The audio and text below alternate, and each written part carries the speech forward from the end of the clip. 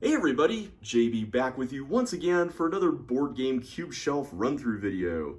In today's episode, we're going to be looking at the 11th, I recognize I said 12th in the last video, sorry about that, shelf here. And this one I'm really excited about because there's a lot of winners here, and if I had to pick one shelf to take to a desert island or something, it would probably be this one. So let's go ahead and get started with the one game I actually haven't played here. I'm ashamed to say I haven't tried this one out yet. Arboretum is a game that I picked up last year from Renegade. Yes, that's right. We're back in Renegade territory at their booth in oh my goodness, the name of the convention slipped my mind. Gen Con. I couldn't remember. They had given me a bunch of credit to spend on their booth because I attended some of their events. So I bought this little game, and I'm happy I did because it looks really fun and I really want to try it sometime. The premise of it is interesting. So you have these cards, you get dealt a hand of them at the beginning, and then on your turn you draw one and then play one into your private tableau in front of you. And what you're trying to do is you're trying to create this grove of trees, an arboretum that has all these paths in it. And the paths are just other trees. So for example, I want to create a path for this orange tree right here. So I'll have a low number like 2 and a high number like 7, which are like the bookends of the path. And then along the way, I connect those two cards with cards in between 2 and 7. And they don't have to be orange trees, but if I get orange trees in there, I can get more points.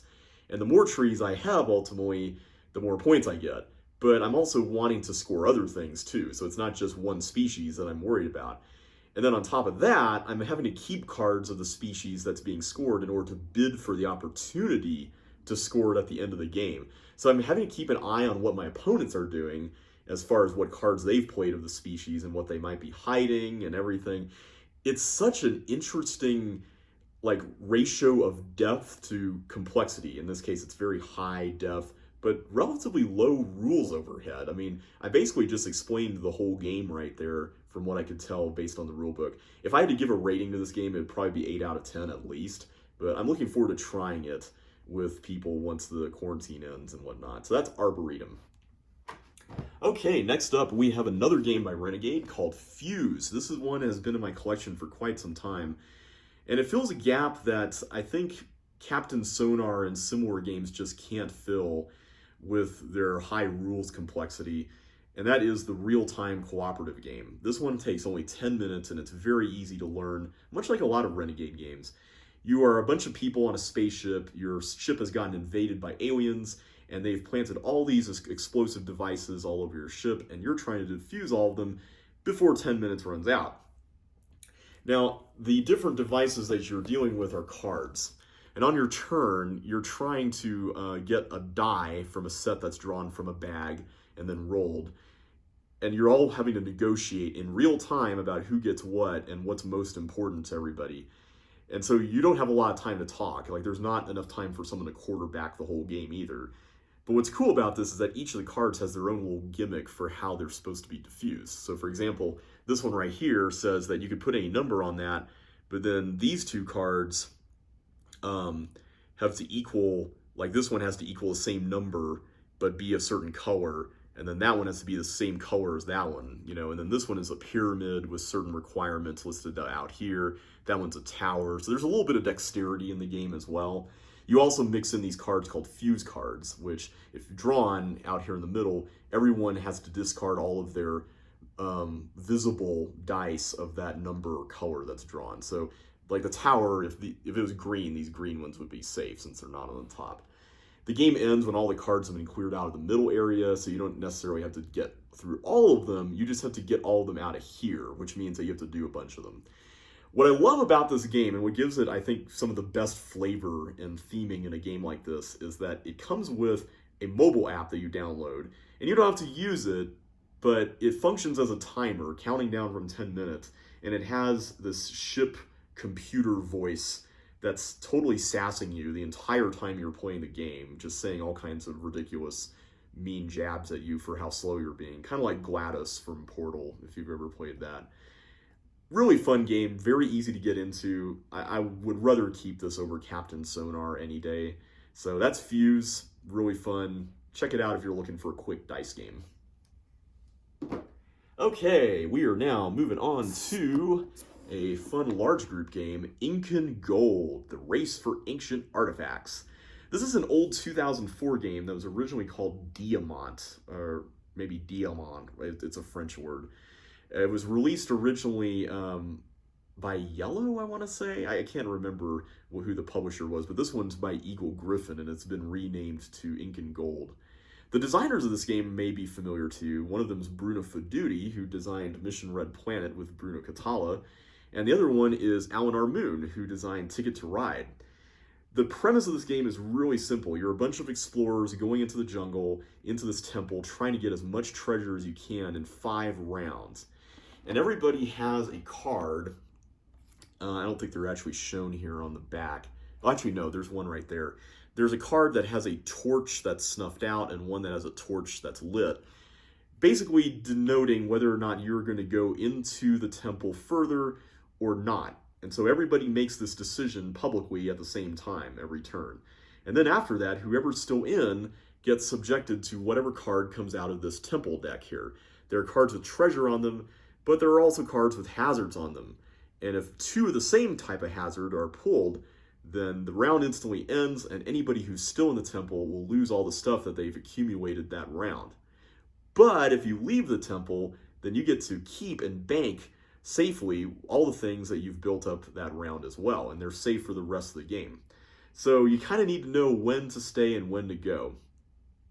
What I really like is that there's all these incentives that make more juicy juicify, I don't know what the word is, the incentive to leave the temple. So you draw these cards that have treasure on them right here like this, right? It's like this one has 15. Let's say we were in a 4-player game. That means everybody gets, wait a minute. Yeah, everybody would get 3. I had to do actual math here, and I totally forgot. So everybody gets 3, and then there's 3 remaining on the card. So if someone were to leave, they could get that 3. But if multiple people left, they'd have to split that, and there'd still be 1 left over. And then you also have these artifacts here, that gold card there to the right of that treasure one.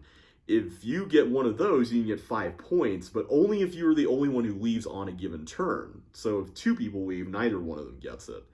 It's a really fun set of dynamics and a very simple rule set to teach.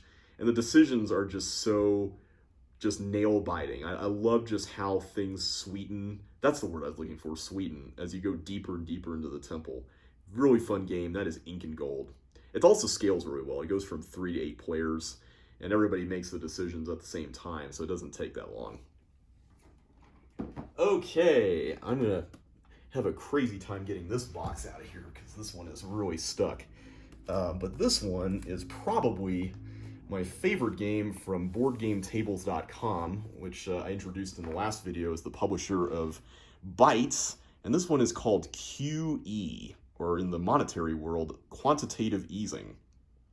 QE is a game about being a world superpower at the time of the financial crisis of 2008 and having to bail out different companies worldwide.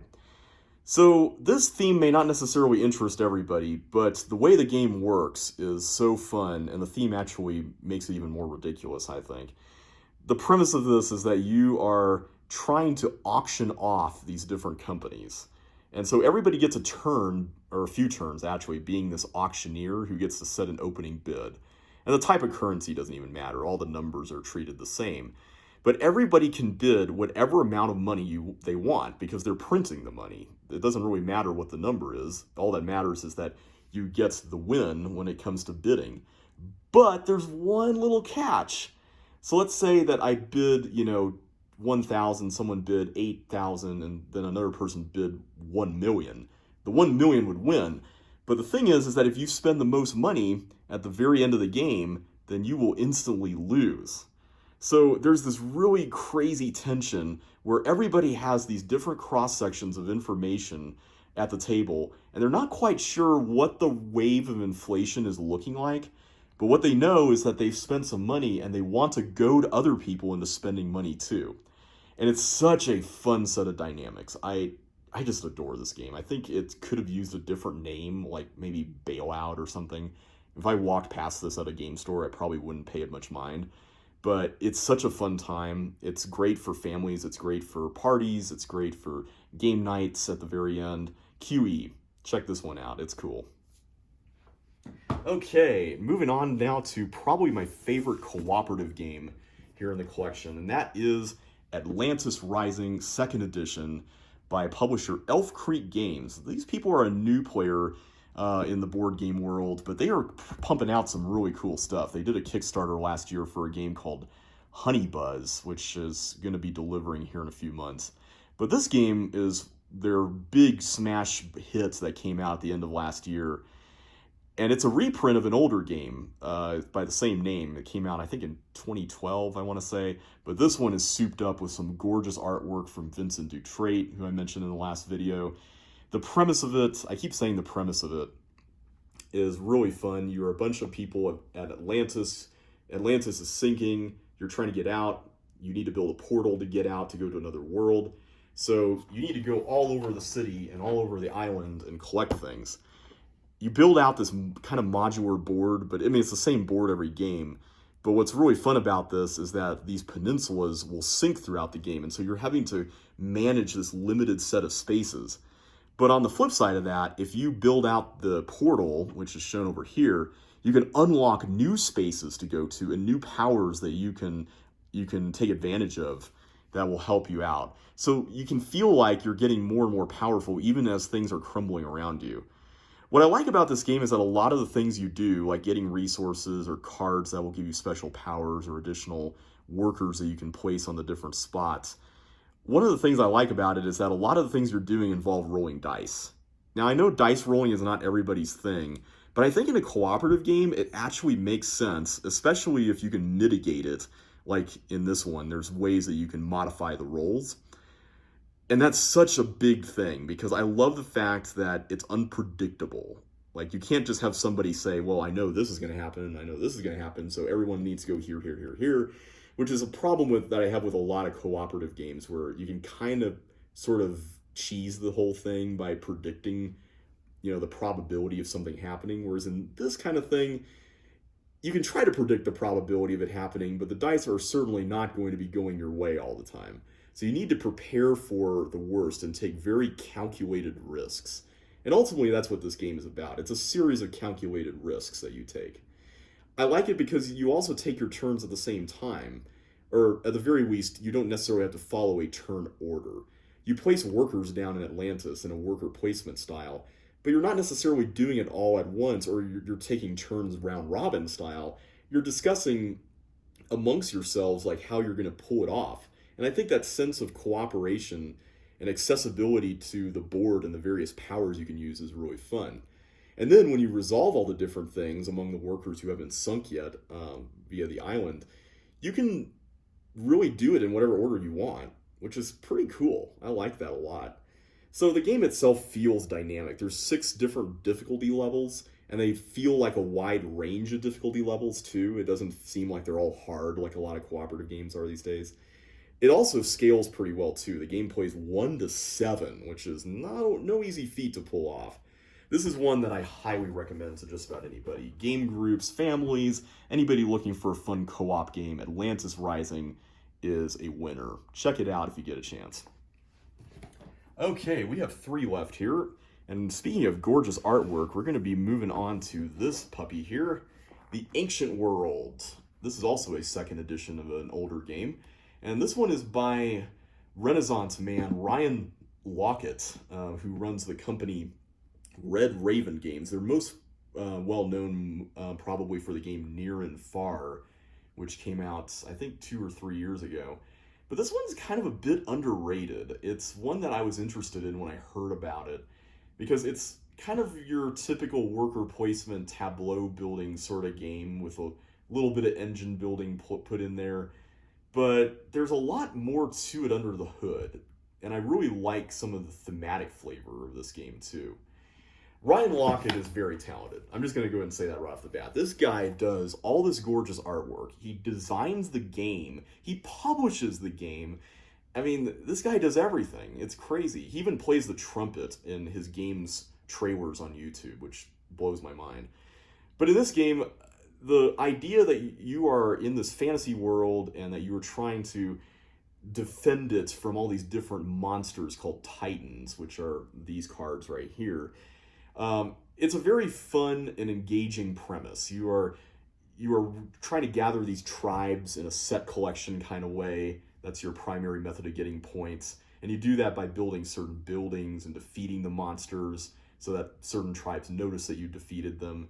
But in order to do that, you also have to hire military, which are these cards. And what's really cool about the military is that there's this mechanism where you have to pay them more and more every time you use them. So eventually you're going to want to retire them and replace them with a new military company. But then you turn this over, and then there's like a legacy ability on the back, which is that one right there. And so the new unit kind of gets a little bit more power, as if the old guard is teaching the younger generation how to fight. I really like that a lot. It makes, like, that sense of storytelling just really makes the game a lot easier to explain. There's really fun things that you can do with the buildings and engines that you can build with them, but it doesn't feel like it's anything terribly overwhelming. And the game only takes 6 rounds, so it's not like an overly long game. I would say that the time here, the duration of 60 to 90 minutes, is pretty accurate. It's fairly accessible, both to casual and to hardcore gamers alike. And I love this mechanism of getting workers that have different strength values.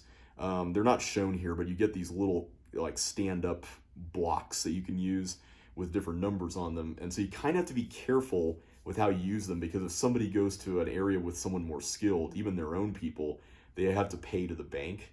So there's kind of incentives to do certain things in a certain order. The Ancient World is a very underrated game, and it's one that I really enjoy a lot. Definitely look into this one if you want something that's flown under the radar a little bit, but is a lot of fun. Okay, speaking of tableau building, engine building games, we have this one right here, Imperial Settlers, Empires of the North. This is a game by Ignacy Trzewiczek and Joanna Kianka. Ignacy made a game called, I just lost it, Imperial Settlers. That was the original one. And that was, in turn, a reimplementation of an older game he designed called 51st State, which had kind of a dystopian theme. But this one kind of has a cute, chibi civilization style theme going on. In fact, it's even called a frosty and fun civilization card game. And what I like about this is that you have these different clans that you use. The game comes with 6 of them, but there are multiple expansions that you can get. So far, there's 2 that offer 4 more clans. What I like about it is that even just among these 3 overarching groups of Vikings, Inuits, and Scots, you have different kinds of ways to play the game. Even though the rules are all the same, and you're doing very similar things, the sorts of focuses that these different groups have are really fun to explore. You have this kind of wheel of actions that you could take every round, and they're in a different order every game, so that kind of gives it a little more replayability. You have islands that you can go to, which are cards you draw, and you can get a lot of cool bonuses from doing that. I love the fact that this thing is kind of infinitely expandable. Like, you can just come out with new decks for new types of clans and whatnot. And by the way, if that car horn noise in the background's coming through and is troubling, I'm sorry about that. Yeah, I like the fact that the more decks that you can release, the more expandable the game becomes. And you kind of just have this constantly growing, like, when you feel like you're playing, when you play the game, you feel like you're just constantly expanding and growing, and you're tapping all these cards, Magic the Gathering style, on your opponent to try to, get their, outscore them and whatnot on the score track. Really fun game. It has a great solo mode too. That is Imperial Settlers, Empires of the North. Okay, and then finally, we are going to return to the world of Renegade once again, but we're also going to introduce a new publisher at the same time, Garphill Games, and they have done a series of games based in the region of Scandinavia called the North Sea Trilogy, with this game, Raiders of the North Sea, which you can see there on the side, being the first and probably the most well-known of the 3. It's also the only one I own, too. But Renegade published it here in the US, whereas Garphill is a New Zealand publisher. And unfortunately, I can't really show you the actual game here, since this is a big box storage solution. to hold both the game and its 2 expansions.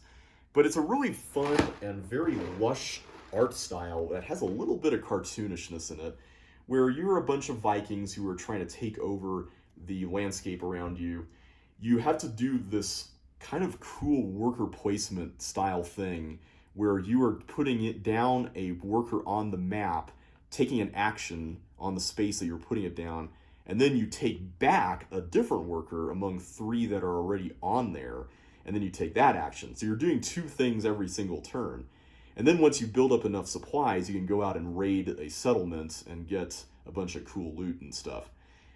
I love the theme of this game and the way it feels here, because you really do feel like you're preparing for this big epic raid, and then you go out there and you get a lot of cool junk and stuff. It's a lot of fun to play, and the expansions add a lot to it. One of them adds Jarls, who are, big boss characters that you have to defeat in combat or subdue and convert to your side. And then there's another one that involves hiring heroes and going to the tavern, and also quests that appear in locations that you've raided that you can pursue for more points.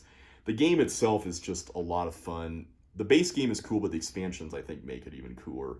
This is, I think, one of the modern classic quintessential worker placement games, and it kind of even has a twist on worker placement with that put one down, pick one up thing.